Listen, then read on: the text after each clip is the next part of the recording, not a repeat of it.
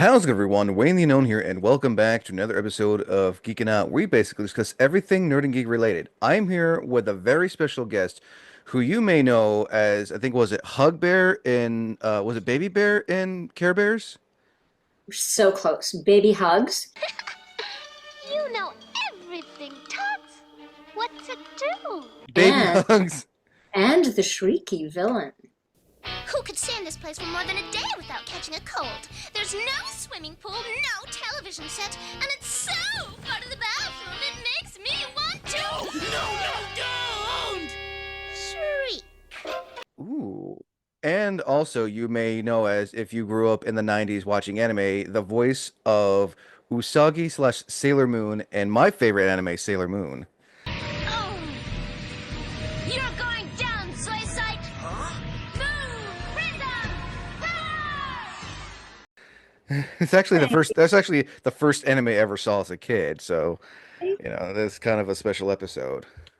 Nice. And that was about the time that it's made its debut, and I think one of the reasons that people call it the gateway to anime, Oh if yeah, I chronology correctly. that no, I at that and I feel like Dragon Ball Z were kind of like everyone's introduction to anime back in the 90s. Yeah, that makes sense. So to get started, as I always ask, what made you want to get into acting, and if you can remember, how long have you been doing it for? Hmm. I've been doing it a very long time, since I was a kid, actually, but at that time, just for fun, of course. My mother, Joanne, was involved in community theater, and we were living in the States, actually, in Fort Collins, Colorado. My dad was doing graduate studies there, and my mom auditioned for a play, and she came home one day and she said, "Honey, they can't find a little boy to play this part. Would you like to audition?" And I said, "Okay, sure." And I got the part, and I was in a play with my mom, which was very cool, so much fun. And that led to a few more amateur theater productions there. There's a vibrant community scene there. There was, I imagine there still is. It was a very artsy, cool uh, town then, small city now. And and then back in Canada, I continued to follow my interest in the arts with singing and dancing with the young Canadians of the Calgary Stampede, and that led to my my attending the Banff School of Fine Arts, which is now the Banff Center, where there was a great musical theater training program in the summers. And from that, I was offered my first professional job at the Citadel Theatre in Edmonton, Alberta. And the artistic director at the time had seen me in a couple of productions in Banff and offered me the role of Norma Jean, the young Marilyn Monroe, in a new musical called Hey Marilyn. And Ooh. I was just finishing my undergrad degree at the University of Calgary, and I was able to rearrange um, my schedule to write my exams early and do the show, and I did, and it was really a lot of fun. We had some great feedback, and I thought after that time, law school sounds really great, but maybe I'm going to try this for a while and see where this goes. And that's what I did, and here I am today, still in a creative field. Nice. So before you did acting, what was it like? And I feel like singing is a form of acting. What was it like singing and everything and being like the musical arts and everything at such a young age? Well, it was fun, right? There wasn't the same kind of pressure, I suppose, as there is in a professional production, but there is pressure. I do remember actually in that very first play I mentioned called The Invisible People. Um, I remember forgetting my line on stage. And this is a lot of years later that I'm telling you this. So it was, I'm sure, quite traumatic at the time. And I'm sure my heart was racing and my nervous system was on fire. But I was rescued by my fellow actors, which is probably a very good lesson in life, which is you can't do anything alone. You depend on community. And that's more or less been my experience all of my life, really, in the arts and elsewhere. So, uh, yeah, it was a great experience, and the singing and dancing um, was fun. and it was also a lot of hard work. So I mentioned the Young Canadians of the Calgary Stampede. That's a troupe that has existed for many years, decades, in fact, and it still is one of Calgary's pride and joys of the Calgary Stampede. If any of you should ever visit there, they put on a big grandstand show in an Ooh. outdoor, on an outdoor stage every night of the Calgary Stampede. And the kids range from ages 6 to, let's say, 20, maybe 21. And in exchange for classes in singing and dancing all year long, so it's a scholarship really, in exchange for that, the singers and dancers perform in this amazing outdoor show. So it's a kind of a win-win situation. The Calgary Stampede funds their training, and they entertain tens of thousands of people, millions perhaps, if I think about it, over the years. And they're kind of a jewel of Calgary, Alberta, Canada. Nice. And so you said you acted alongside your mom. What was that like being so little acting along and being with your mom on these stage productions? I remember it being just really fun. And I think my mom was a really wonderful actor on stage and in life. She just had a great sense of joy around storytelling. She used to dress up for Halloween before she would answer the door to all the kids.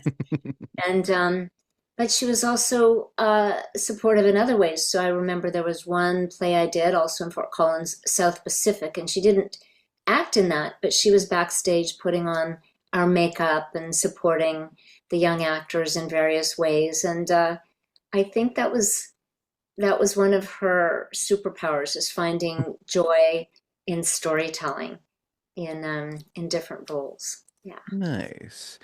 So jump a few years later, you're like finally into like, how did you get into like being in movies and TV shows? How did that, uh, what was that jump like from stage to like on camera and everything? Yeah, that's a good question. I had no idea what I was doing, Wayne. I really didn't. I told you that first job came to me as a result of, well, me pursuing a passion, I would say. So I was doing the work, I was doing the footwork, I was getting the training. I really hadn't planned to do this professionally at all, nor did I know anyone in the world who did this professionally. So I really had no idea where to start. But when I went to Edmonton for those couple of months to work on Hey Marilyn, I thought it might be a good idea to reach out to a couple of the other theater companies in town, which I did. And that led to another job at a theater company then called Theater 3. It doesn't exist anymore. And I just remembered Keith Digby, the artistic director of Theater 3. He was auditioning for a new musical called Alice, based on Alice in Wonderland. Ooh. And Larry wrote it. Larry's somebody I knew from University of Calgary. Anyway, I've got a lot of memories flooding back now that you've asked this.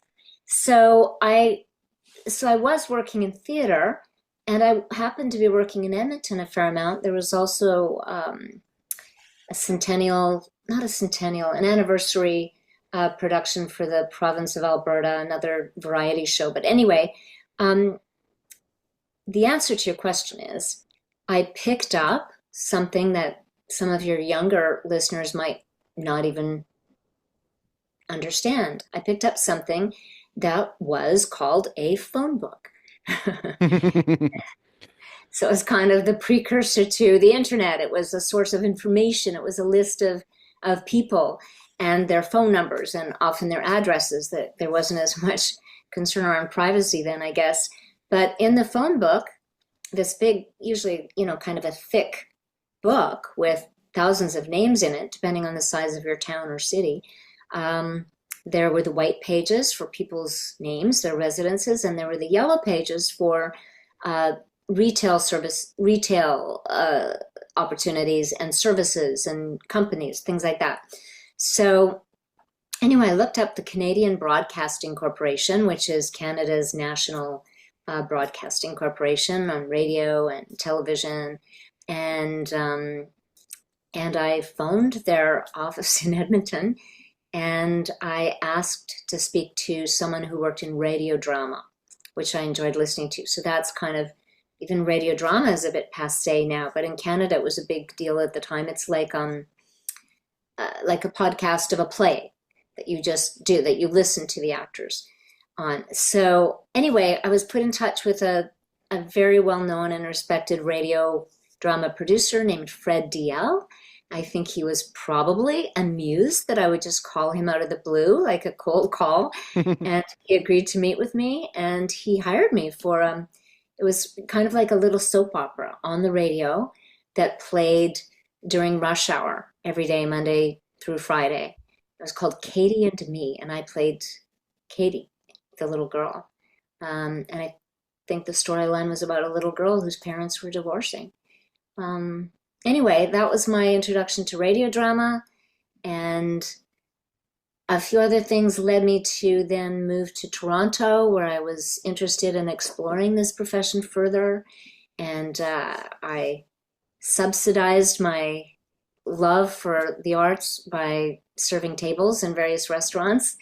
And I gathered some of my reviews from my theater productions, and I just sort of knocked on doors and made the rounds to agents in Toronto. And luckily, one of the first agents I met with was very interested in representing me. She was great, just starting out, Gail Abrams, and she's now one of the most respected agents, I would say, in Canada. And she represented me for many, many years. We had a really good run. So then she would introduce me to auditions for animation and that kind of thing. So you mentioned Care Bears. So she would have gotten me that audition all those years ago. Well, that was nice of her. I mean, I could tell like from you definitely were busy in like the 80s and the 90s with a lot of roles. Again, like I said, as the mean girl Kelly Heddenlotter from Prom Night 2, Hello Mary Lou, to going on to Care Bears to going on to anime. Like I can imagine what that transition was like going from on screen to voice acting. Like, were there any differences and similarities with that? That's such an interesting question. If people ask me sort of related questions, I say, for me, it comes down to acting technique and acting training. And I didn't really have any acting training early on in my career. I had a little bit, like through Banff and so on, but not a 4-year program at university or a specialty school or anything like that. However, after I'd lived in Toronto for a while, I kept taking classes and I studied with a woman named Carol Rosenfeld, who was from New York, who is from New York. And she was one of the main teachers at the Herbert Berghoff studio where Uta Hagen taught. Uta Hagen was an iconic acting teacher out of New York. At any rate, I studied with Carol, and then I later went to New York to study with her and also with Uta Hagen, and started to really develop a technique that I would draw on for my acting. So it's kind of a long way of telling you that I had a kind of a set process that I used to deconstruct a script, to determine, who the character was, what the character wanted, what the character's obstacles were in achieving what they wanted. And I would make notes, and then I'd go through the dialogue, and I'd figure out some intentions for each scene and that kind of thing. So that kind of script work stood me stood me in good shape for working through scripts, whether they were radio drama, anime, animation, theater, film, television. I kind of use the same technique. So if I know who I am as the character and I know what I want, and I know various ways that I might try to get what I want, and I know what my relationships are with the other characters, and I know about my backstory and history, all those things inform how the scene will progress. Plus, of course, whatever I receive from my fellow actors and the director, and what's in the script, and that it's a very collective artistic process at certain times. And I guess that is another difference between theater, which is very collaborative, but when you're kind of on stage, you're working with the other actors and all the other stuff is sort of in the background. If you're on a television set or a film set, the crew members are there with you. So yeah, there are a lot of fingers in the pie, a lot of tribute to the final It, result. it sounds like it. Now, two more acting questions. Yeah. These are I had some friends want me to ask these. This one is from a friend of mine named Bob Greenwade. He asked, "What's the weirdest voice you've ever done?" Oh, Bob. Um, it's funny you should mention that. I was just reviewing some of the voices I've done over the years, and I'm not going to say this is the weirdest voice, but it was the circumstances were the weirdest. So I played the role of Franny in one of my favorite animated series called Quads, and Annie was the girlfriend of the main character, very voluptuous, very kind of sexualized, um, very sort of hippie, just open, big heart, uh, very fun, right? And it's not a kids show. It's definitely adult animation. Just think of like in the tone of The Simpsons or Oh something like. yeah. So it's for adults. Um, Not X-rated or anything, but it's it's not for the kids. Anyway, at the time that I recorded that, I was very pregnant with twins. And I do remember one or two times we had a couple of scenes that were, oh, how should I put it? Well, they were making love, let's just say. And, and there were, because it's a voiceover, there were certain vocal uh, requirements to indicate that this was going on. And two things. I was so large at that point. I had been on bed rest for a good part of my pregnancy, which is one of the reasons I left Sailor Moon for a few months to prioritize my health and the Oh health no, of the health is always important. Then always focus on your health. health came first, and I was healthy, and then I was able to get out of bed for the last few weeks of my pregnancy. And I remember going to the studio, which was an old building in Toronto, 4 or 5 stories walk up. And Oh geez. I just couldn't get my head around that. It was too physically demanding. So there was no passenger elevator, but at the very back of the building, there was a freight elevator. And I was escorted to the freight elevator to get up to the sound studio. And once I was in the sound studio, the engineer had to do some creative placement with me and my microphone because of my girth as a soon-to-be mother of twins.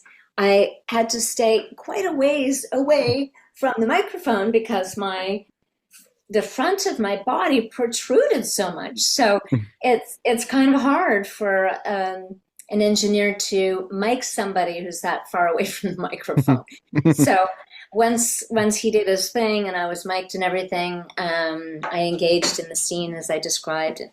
Tried to make it realistic and make sense. And it just was an interesting juxtaposition of this stage in my life as a very pregnant mother to be and this sex scene, basically. So I'm just going to say that might not have been the weirdest character, but it was kind of the weirdest situation that I remember in my voiceover career so far. It actually brings me to a follow-up question. A friend of mine, Emerald, since we mentioned that, the other question was, because you've done with voice acting and everything, and just acting in general. I imagine there were times where you had to like scream and yell and stuff like that. I imagine that was a strain to your voice. What are some vocal warm-ups that you've used over the years to help keep your voice to where it doesn't like you lose it? Because I know there are sometimes where actors can end up losing their voice if they're not careful. That's a good question. You said your friend's name is Amber? Emerald. Emerald. And is she an actor? Is Emerald an Uh, actor? I don't know, but there it was a question because I was like asking if they had any questions that I Got it. I would I Okay. would ask them. I would ask the questions for them. Yeah, okay. Um, so In a lot of acting schools, there are prescribed vocal exercises you can do to warm up. And there's the Alexander technique. There are many other techniques. It's been a lot of years since I engaged in those classes, but I did take away some exercises that I continue to use. And in fact, I used it just a few minutes before I joined you, Wayne, just to make sure, because I've been sitting at a computer writing scripts all day, so I wasn't really using my voice. Um, so a couple that I do, I kind of go through the alphabet and I vocalize all the different vowel sounds with each different consonant Ooh. preceding those vowel sounds. So, for example, um, I'll start with B.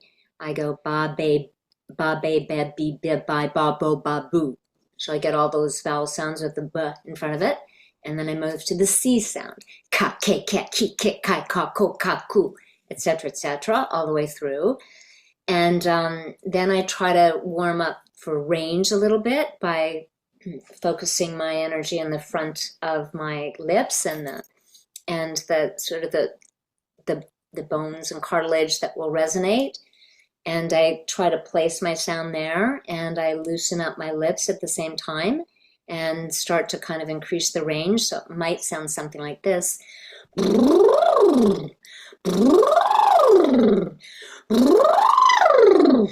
And at the same time, I'm feeling my diaphragm and trying to take in air and trying to support my diaphragm. So things like that to just loosen up my lips, my enunciation, my hair, um, and think about breathing and supporting my breath. There are many, many more, and everybody really sort of connects with different kinds of exercises. So I would encourage Emerald to maybe try to find an acting class or a vocal production class, either online or in person near you, if that's something you're interested in. It's a lot of That's fun. that's It some works really more sound than acting. advice. That's some really sound advice. I even know actors like I've seen on this voice acting documentary film called I Know That Voice, where sometimes actors will make like different facial movements to try to get into that character, or they'll do like something with their hands to like feel that to like be that character in a sense. Right, that makes sense too. Yes. And I think what you're also saying is like physicality is important. And so for me, standing is really important because I move like the character, but also it's easier for me to be grounded and have that support. And yeah, in Sailor Moon, there was a lot of physical activity, fighting the Negaverse. And so I would try to simulate jumping without jumping away from the mic. It affects the production of your voice. So, yes, absolutely. Oh yeah, and especially every time you said moon prism power too, I imagine you really had to project that a lot too. Yeah, but you can't project too much directly into the microphone because then you blast everybody's ears, Oh, oh. everybody who's on earphones. So you have to, if you're making a P sound, you have to kind of go across the mic so it Mhm. doesn't pop and these things that you learn through doing it, but also through classes if you have access to a class. Oh yeah. And speaking of you being a mother, what was that like being a mother while also acting as well? Because imagine there are times where you have to take breaks to also be a parent as well to your kids. Because I know with any type of acting, there's always you have, you're acting and you have your life outside of acting. What was that like? If you're able to answer that. Oh, Wayne, that is fodder for like months of discussion. Anyone who has kids, I imagine would understand what I mean. There are just so many different ways to parent, and there's no one right way. Um, and for me, it was a bit of a shock to the system because I kind of thought I would continue my career as fully as I had before and mother perfectly at the same time. And of course, that's not possible. Um, so I was married at the time.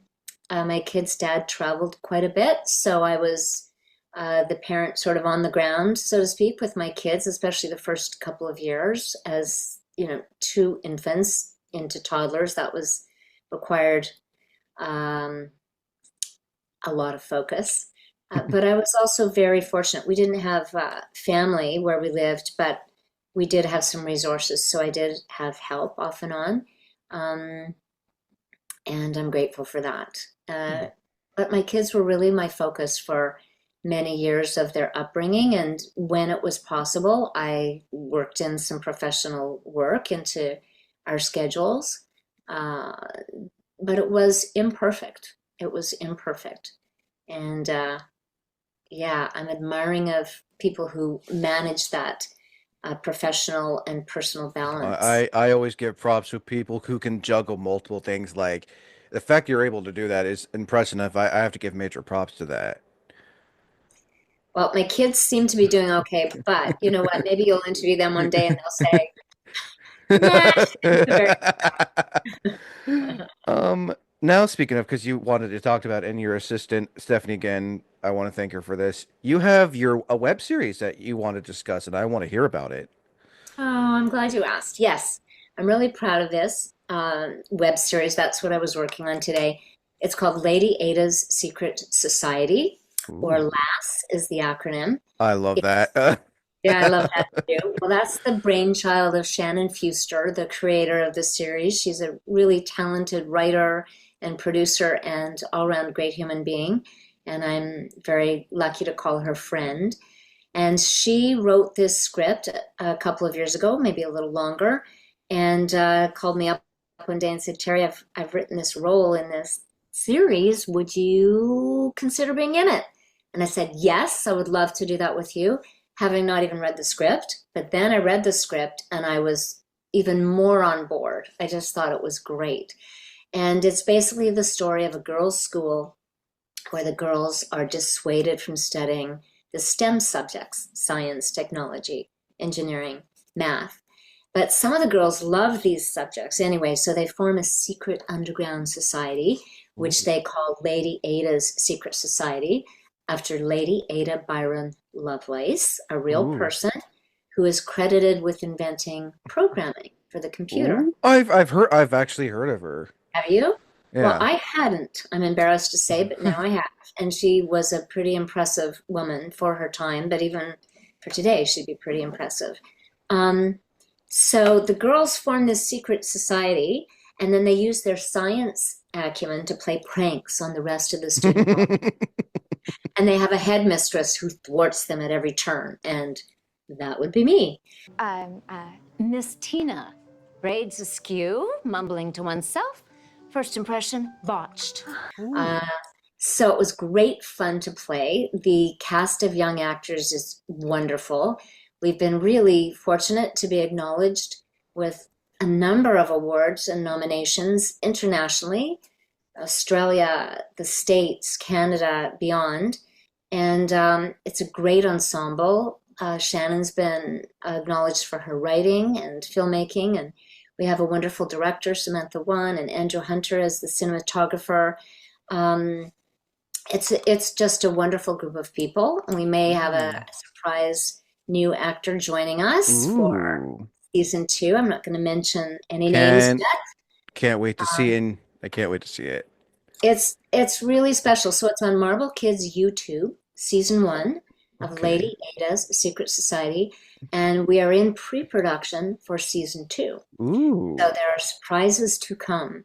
But I really would recommend it. I think that the sort of the focus demographic is preteens, um, anyone of that age group, but it goes beyond that. I know some adults who love this series, and I know some kids younger than preteen who are really into it as well. So it's definitely a family. I'll have to check it out. I saw like a little bit of it on YouTube because I wanted to learn a little bit about myself. So I'm gonna have to check it. I'm always one for fan made projects and stuff like that. I think, that is really cool to see. But I just want to clarify something. This is not anime or animation, it's live action. Ooh. Yeah. So you may recognize a couple of the actors from other projects. They're just really strong and impressive and a wonderful ensemble. And I'm very, very privileged to work with that whole team. Very nice. So you've answered quite a bit of my questions already that I was going to ask, like the impact this has had on you and everything. Last question before we end this. What kind of advice would you want to give someone who may want to get into this line of work, whether it's the voice acting, the singing, just any type of, performing arts? Well, I would usually say something along the lines of if there's something else in life that you're really passionate about that could offer you some stability in your life and you would get enjoyment out of it and it would be meaningful and it might give you some financial security, that might be worth considering.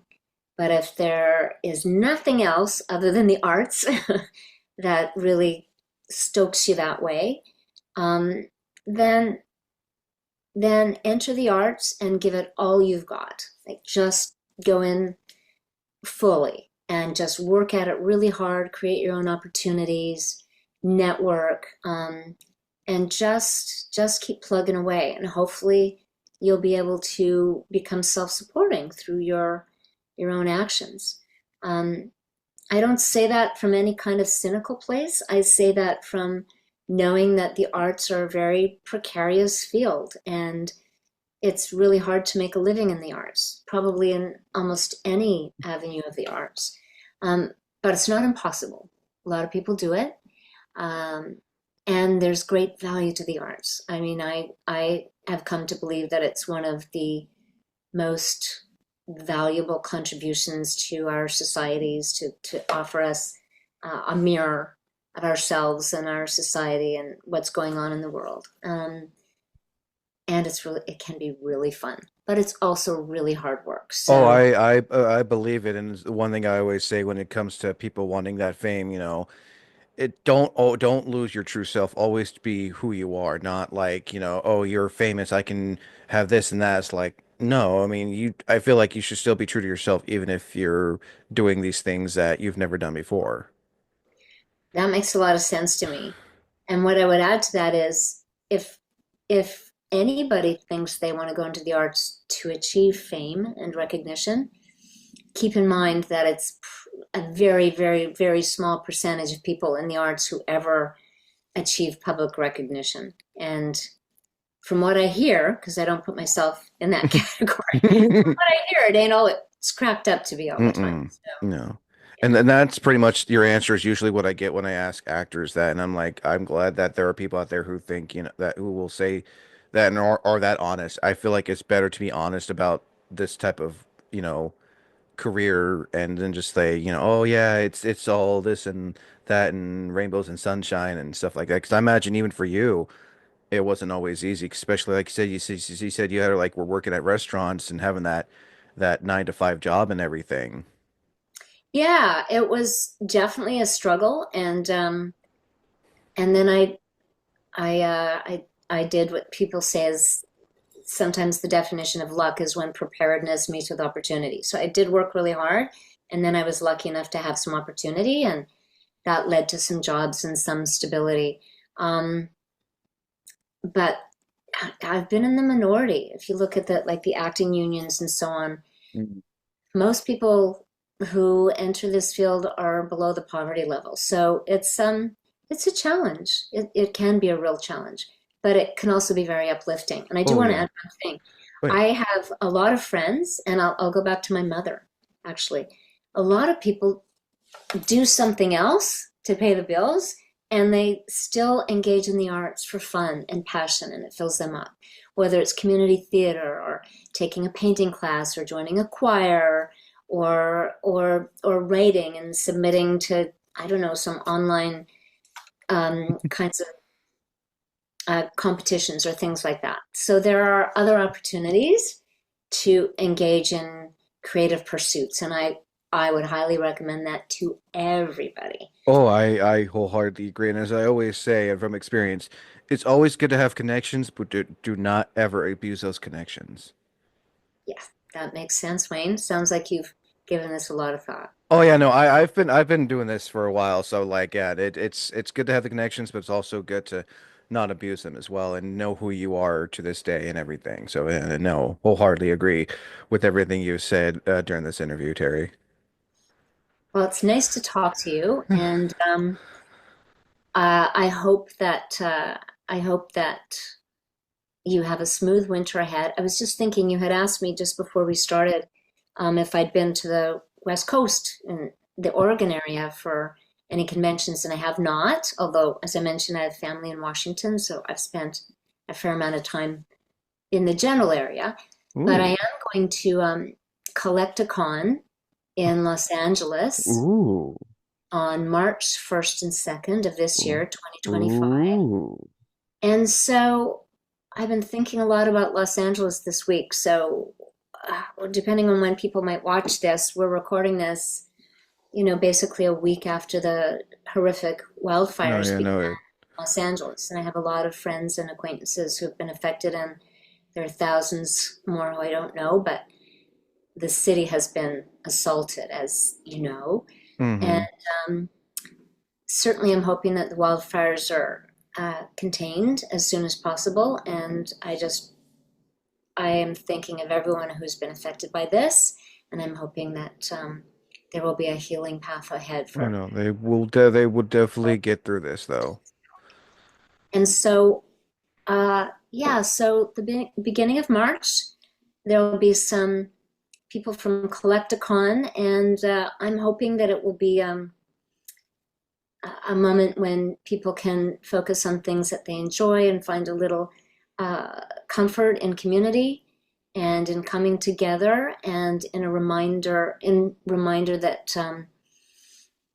the world, the United States, Los Angeles has been through traumas before, and there is light at the end of this very long tunnel. So No, I wholeheartedly agree, and I really do hope the best that Los Angeles and those surrounding areas do can recover from this and move forward to rebuild. yeah, I'm with you. Sending good thoughts to everyone. I think that should do it again, Terry. Thank you for coming on to talk about what it's like not only being as a person and an actor and everything. And again, I want to give a shout out to your assistant for making this possible. Again, shout out. Thanks, This Stephanie. again, Stephanie, thank you for making this possible. So shout out to you. But yeah, I think that should do it. Again, Terry, thank you again for coming on. Thanks, Wayne, for having me, and thanks to all your listeners. And wish you a really happy, healthy, and an arts-filled 2025. Thank you. And as always, I'm Wayne the Unknown. Until next time, thank you for listening, and as always, thank you for watching.